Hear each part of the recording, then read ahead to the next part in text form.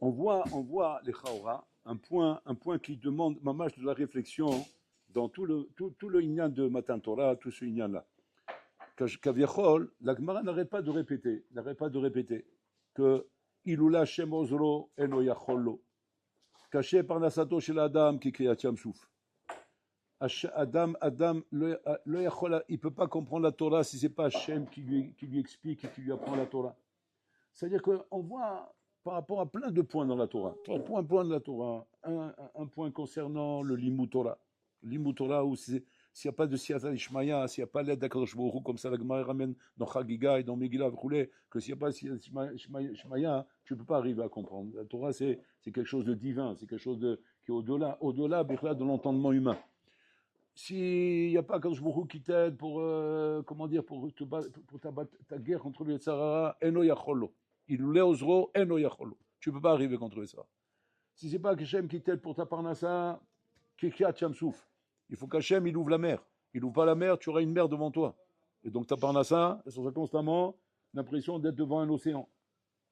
Etc. Et plein de mémoires comme ça de Chazal qui montrent combien tu es dépendant, tu es talou de Bola Olam, mais tu ne peux rien faire sans Bola Olam. Alors la question qui se pose, c'est comme ça. La question que demandent les Farshim, c'est comme ça.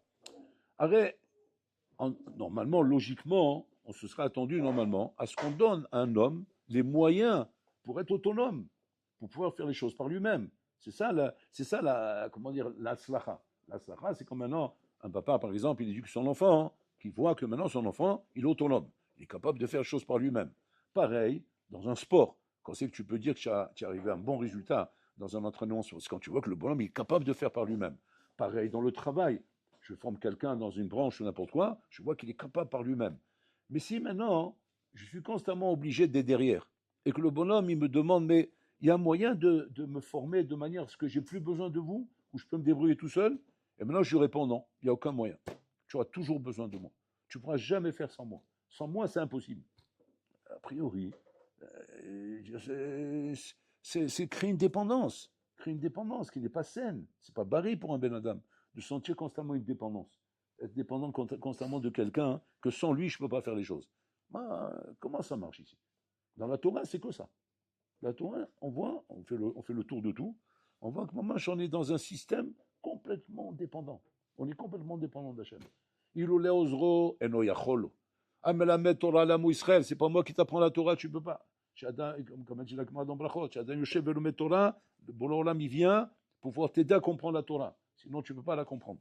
Moshe Rabbeinu lui-même, il comprenait pas la Torah. Si c'est pas quelque chose qu'il lui a donné, il comprenait pas. Quoi, Moshe Rabbeinu, c'est un bon élève. Par où c'est un bon élève?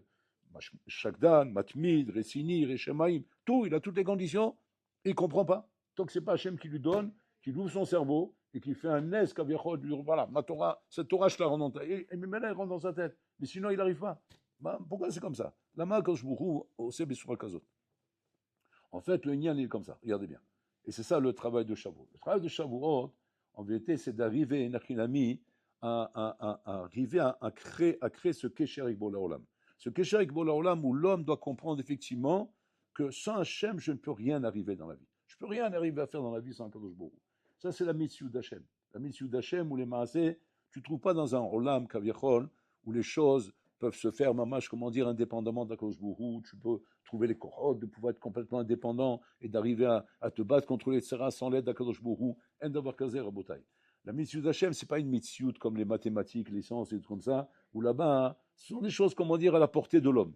À la portée de l'homme. N'importe quelle matière, n'importe quel métier, n'importe quel truc que tu apprends, c'est à ta portée, c'est à la portée de l'homme. À la portée de l'homme, et Nachilami, c'est des moussagim humains. Comme c'est des moussagim humains, donc il n'y a pas de problème. Et Nachilami, ces moussagim, on les apprend, on sait comment ça marche, et on sait le faire. Et on n'a pas besoin constamment de quelqu'un d'autre derrière nous. Mais ici, on ne parle pas de ça à Botaï. Ici, les moussagim sont divins.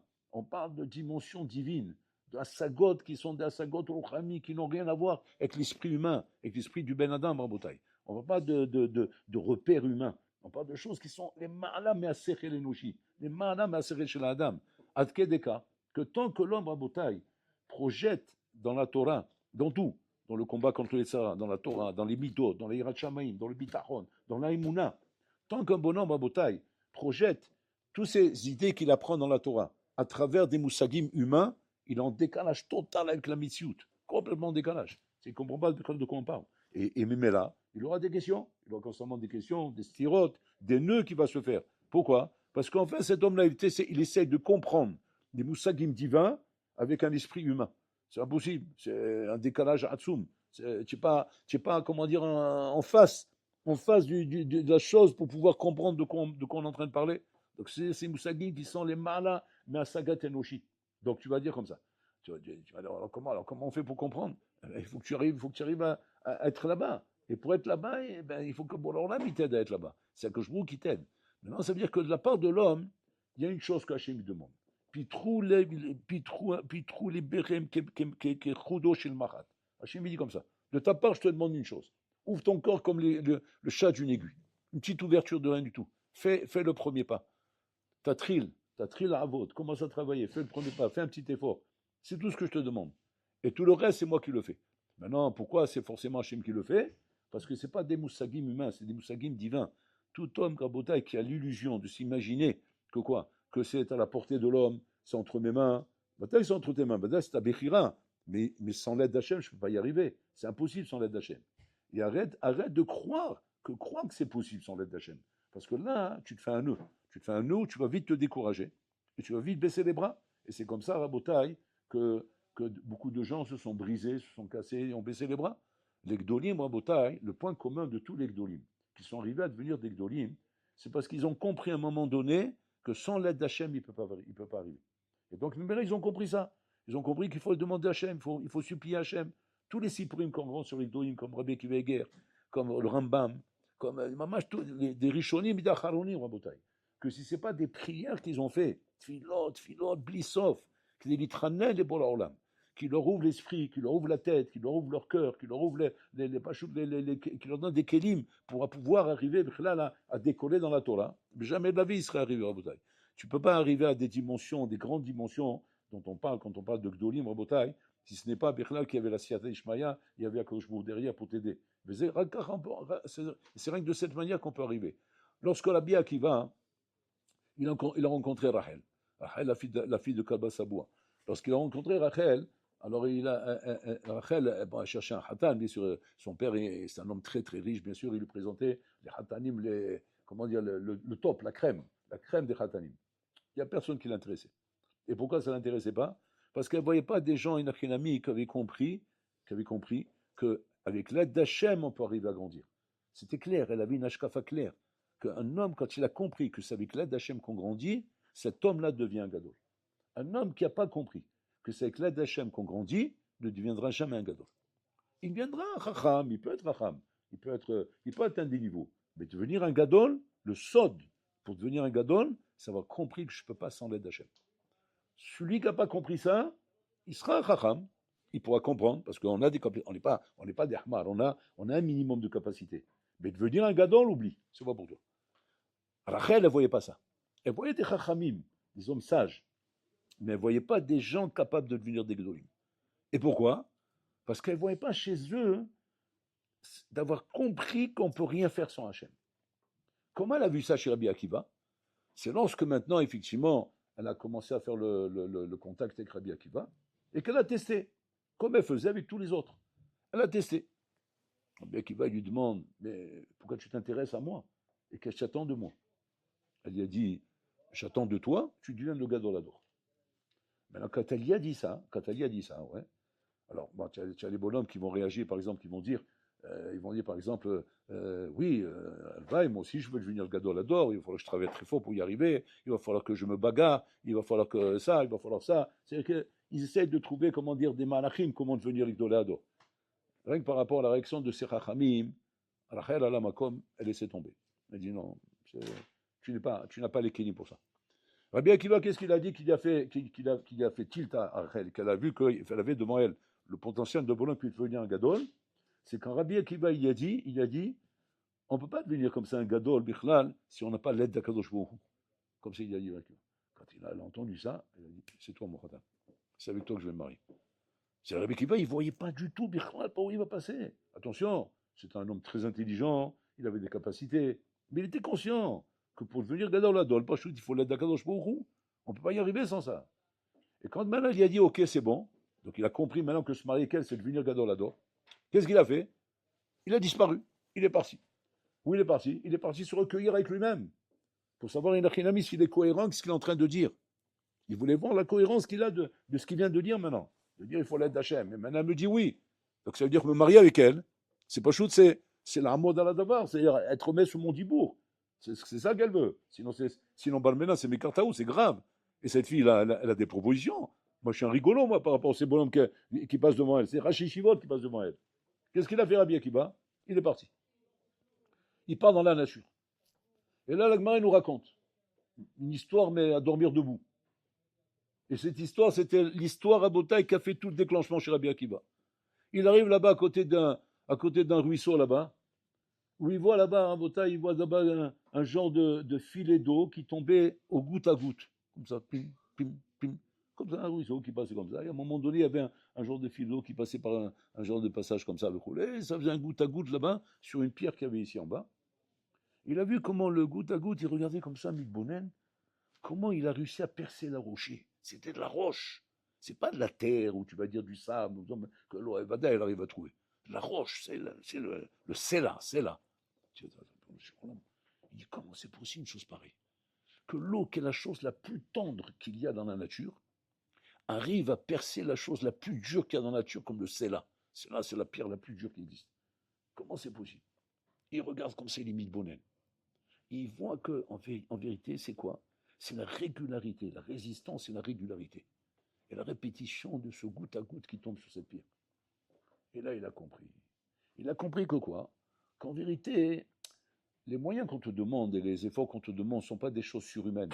On te demande des choses normales qui sont en contraste total avec l'aboutissement où tu vas arriver. On parle d'eau qui va réussir à percer le rocher. On te donne une idée de la proportion. Regarde la proportion de la difficulté.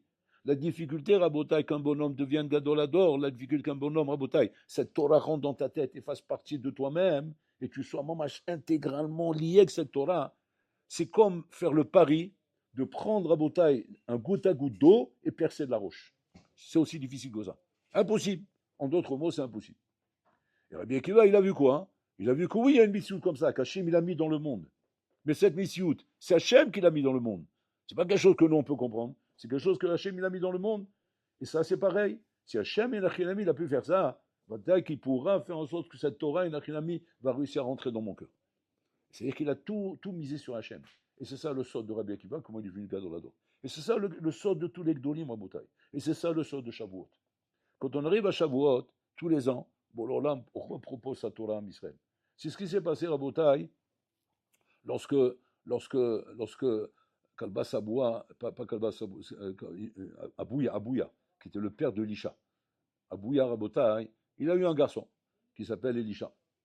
Et donc il faisait la Brit Mila. Pareil, un homme très très riche. Très très riche.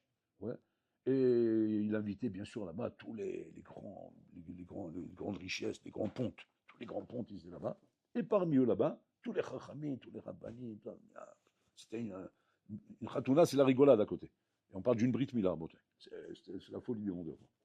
Et là-bas, bien sûr, tout ce qu'il faut, les repas et les alcools, les gnanim, et la musique, les trucs, c'était la folie, quoi, la folie, la belle totale. Et il y avait là-bas Rabbi Shua et Rabbi Yezer, là-bas, qui étaient comme ça en train d'attendre la Brit Mila qui commence. Quand c'est comment dire, des fêtes comme ça où il y a du monde, ça prend du temps pour démarrer. Parce que les gens, ils arrivent, et les convenances et tout, etc., ça prend du temps. Alors ils sont dit, viens, on va étudier tous deux. Ils sont mis dans un coin comme ça, ils sont assis là-bas sur une table, ils sont mis à étudier. Là-bas, c'est marqué que chez Trilou l'Ilmod, Mamash Kemonitinat Torah Be'al Sinaï. Comme la Torah était dans le Sinaï. Bebrakim ou Bekolot. Et puis, comme un feu s'est allumé autour d'eux, à tel point que tout le monde a paniqué, ils ont commencé à prendre peur. Ils ont dit, il y a un incendie. Il y a un incendie qui s'est déclaré dans la salle.